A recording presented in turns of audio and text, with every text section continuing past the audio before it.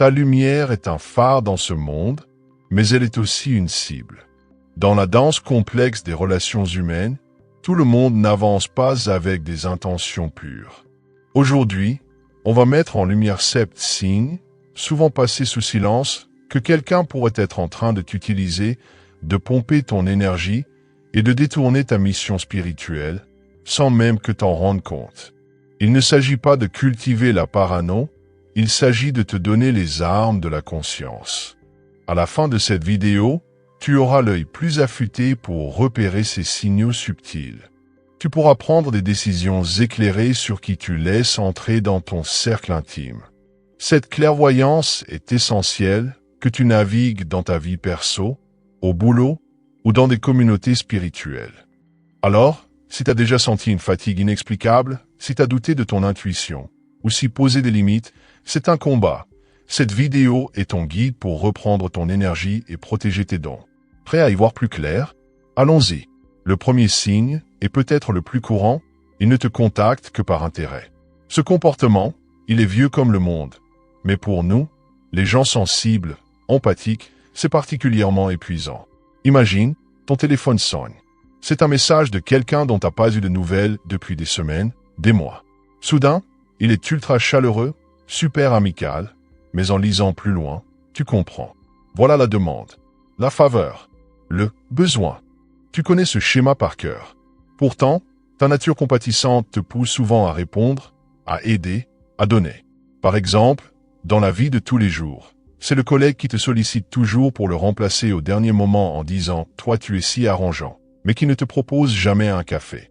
C'est le cousin qui n'appelle que pour un coup de main à son déménagement. L'ami qui envoie un message uniquement pour te demander de garder son chien. Pour toi, ce cycle est usant.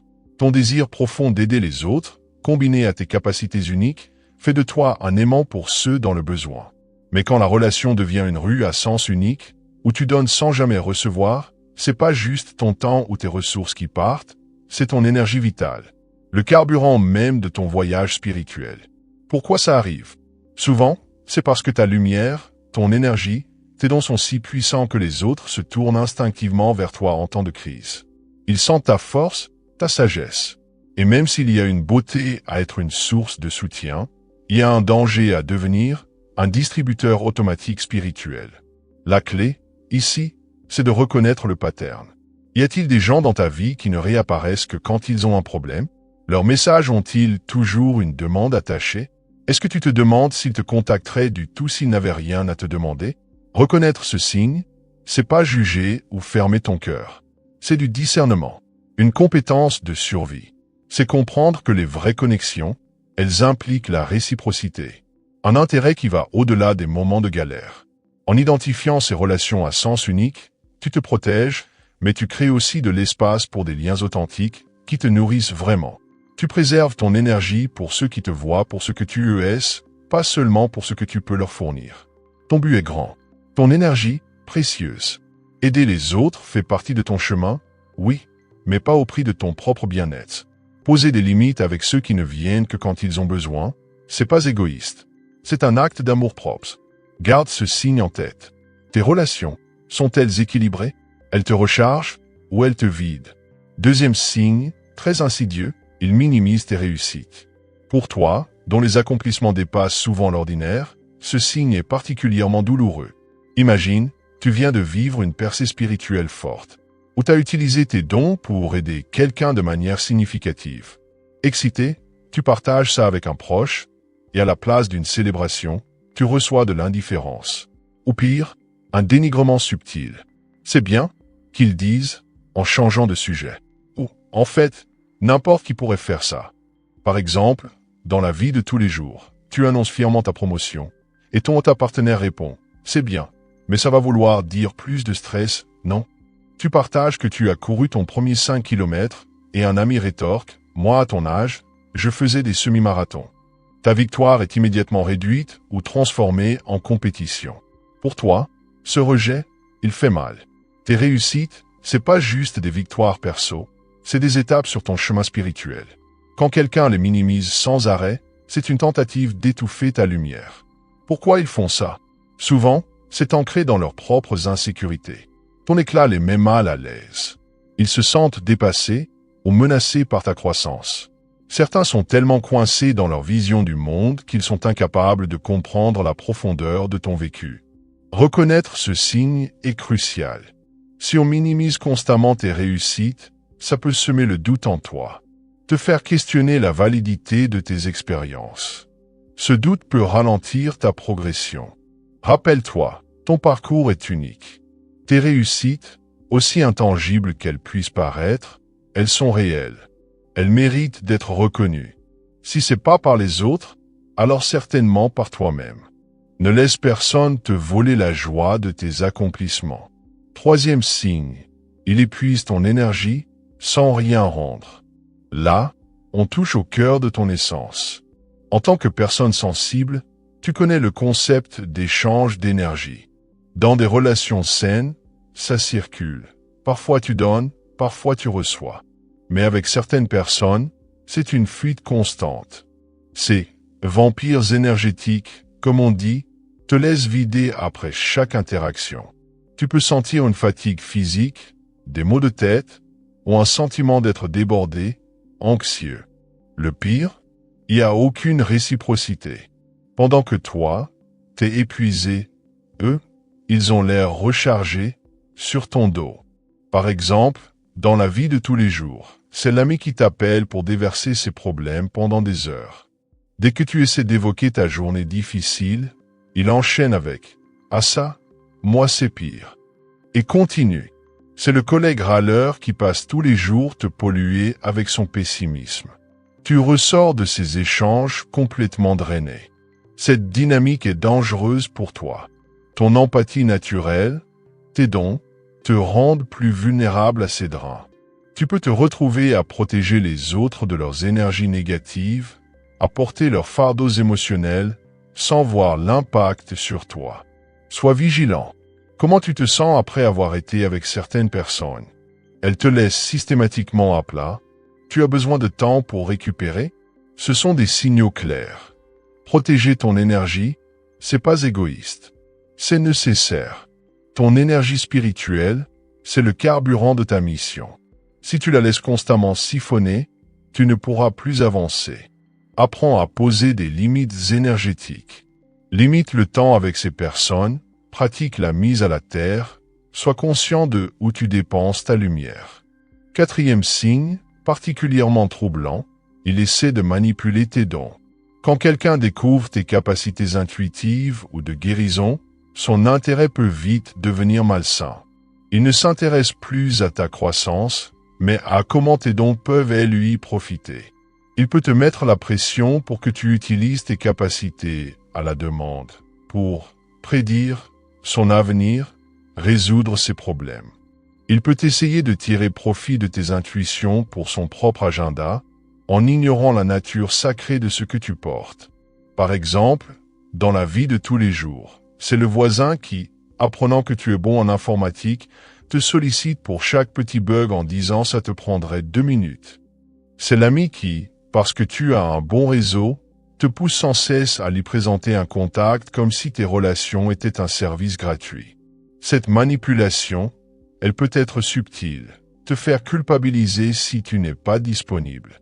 Ou plus flagrante, essayer de monétiser tes dons sans ton accord, ou te pousser à révéler des choses qui doivent rester privées.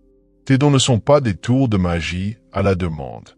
Ce sont des capacités sacrées à utiliser en alignement avec ton chemin. Quand quelqu'un essaie de les manipuler, il ne te respecte pas, il interfère avec ta voix. Y a-t-il des gens qui semblent t'accorder plus de valeur à tes capacités qu'à toi? Tu te sens obligé d'utiliser tes dons d'une façon qui te met mal à l'aise? Ce sont des drapeaux rouges. Rappelle-toi, tes dons font partie de TOI, pas un service gratuit. Cinquième signe, très blessant, son soutien est inconstant. Ces personnes-là, c'est des montagnes russes émotionnelles. Quand tout va bien pour toi, ou quand ils ont besoin de quelque chose, ils sont tes plus grands fans.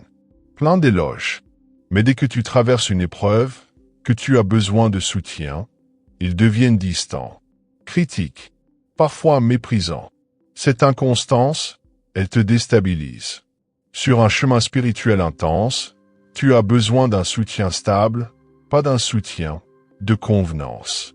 Par exemple, dans la vie de tous les jours, c'est l'ami qui est toujours partant quand tu organises une fête, mais qui est trop occupé quand tu traverses une rupture et que tu as juste besoin de parler. C'est le collègue ultra coopératif sur les projets qui l'avantage, mais introuvable quand c'est pour un dossier ingrat. Pourquoi ils font ça? Parce que leur intérêt, c'est ce que tu peux leur apporter, pas te soutenir vraiment. Quand ta lumière brille et les avantages, ils sont là. Dans l'ombre, ils disparaissent. Regarde les schémas sur la durée. Y a-t-il des gens sur qui tu ne peux pas compter quand ça va mal? Est-ce que leur présence fluctue avec tes hauts et tes bas? Tu mérites des relations constantes, qui te valorisent pour ce que tu es, pas seulement pour ce que tu rayonnes. S'entourer de soutien authentique est essentiel pour accomplir ta mission.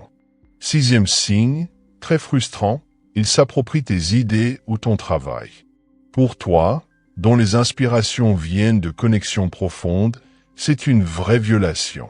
Tu partages une révélation, une création née de ta sagesse intuitive. Et plus tard, tu découvres que cette personne l'a présentée comme sa propre idée. Elle a piqué ton insight spirituel pour résoudre un problème et en a pris tout le mérite. Ou elle recycle tes enseignements sans jamais te citer. Par exemple, dans la vie de tous les jours, en réunion, tu proposes une idée brillante qui est ignorée. 10 minutes plus tard, un collègue la répète presque mot pour mot et reçoit tous les éloges. Ou bien, tu as organisé tout un week-end et ton ami présente le programme aux autres en disant « Je vous ai préparé un super plan ». Ce vol, c'est plus qu'irritant. C'est s'approprier une partie de ton chemin spirituel. Ça vient souvent d'une insécurité profonde et d'un opportunisme chez l'autre. Il voit la puissance de tes idées et veut cette lumière pour lui. As-tu remarqué que quelqu'un présente souvent tes concepts comme les siens? Tes intuitions uniques sont-elles reprises sans aucun crédit? Protéger ta propriété intellectuelle et spirituelle, c'est pas une question d'ego. C'est honorer la source sacrée de tes inspirations. Apprends à affirmer fermement, mais avec compassion, la paternité de tes contributions. Ta lumière doit briller sous ton propre nom. 7e et dernier signe, le plus fondamental, il tente d'éteindre ta lumière. C'est l'ensemble des comportements qui visent à rabaisser ta croissance, saper ta confiance et t'empêcher d'incarner pleinement ton rôle. Quand tu avances, tu remarques que certaines personnes deviennent mal à l'aise. Elles font des remarques désobligeantes sur tes pratiques, lèvent les yeux au ciel devant tes intuitions, ou te découragent activement de suivre ta voie. Plus subtilement, elles créent des drames pour te distraire, ou t'exposent constamment à des énergies basses qui obscurcissent ta clarté. Par exemple, dans la vie de tous les jours, à chaque fois que tu es enthousiaste pour un nouveau projet, cette personne a un commentaire négatif, c'est risqué, tu n'y arriveras pas. Elle fait des blagues répétées sur tes qualités, tu es trop gentil, on va te marcher dessus, pour te faire douter de toi. Elle t'incite à rester petit. Cette tentative d'étouffer ta lumière est très dangereuse. Ta lumière, c'est le cœur de ton être et de ton but. Y toucher, c'est attaquer ton essence même. Pourquoi font-ils ça? La peur, l'insécurité. Ta croissance les confronte à leur propre blocage, à leur propre potentiel inexploité. Ils ont peur de te perdre ou se sentent menacés par le changement que tu incarnes. Y a-t-il des gens autour de qui tu te sens obligé de minimiser ta spiritualité? Des relations qui semblent toujours te tirer vers le bas? Protéger ta lumière, c'est un devoir sacré. Ta lumière est faite pour briller, inspirer, guérir. En la laissant rayonner, tu honores ton chemin et tu inspires les autres à embrasser le leur. Alors, on a fait le tour de ces 7 signes. Retiens ceci, ta lumière est ton pouvoir. La protéger, c'est ton devoir sacré. De ceux qui pompent ton énergie à ceux qui veulent la réduire. La conscience est ton bouclier et le discernement, ton épée. Mais savoir, c'est que le début. Maintenant, passe à l'action. Évalue tes relations. Pose des limites fermes. Nourris les connexions qui soutiennent vraiment ta croissance. Ton chemin est trop important pour être entravé par ceux qui veulent t'utiliser. Avant de se quitter, créons une onde d'énergie positive. Clique sur le pouce bleu. Considère-le comme un sort de protection pour tous les autres travailleurs de lumière qui ont besoin de ce message. Abonne-toi pour rejoindre notre cercle de chercheurs de vérité. Et dans les commentaires, faire entendre ta voix. Partage un moment où tu as reconnu un de ces signes, ou comment tu as appris à protéger tes dons. Ton histoire pourrait être la lueur dont quelqu'un d'autre a besoin. Chaque like, chaque abonnement, chaque commentaire renforce notre lumière collective. Ensemble, on peut créer un phare si brillant qu'il éclaire le chemin pour tous les éveillés. D'ici là, continue de briller, continue de grandir, et ne laisse jamais personne ternir ton étincelle divine.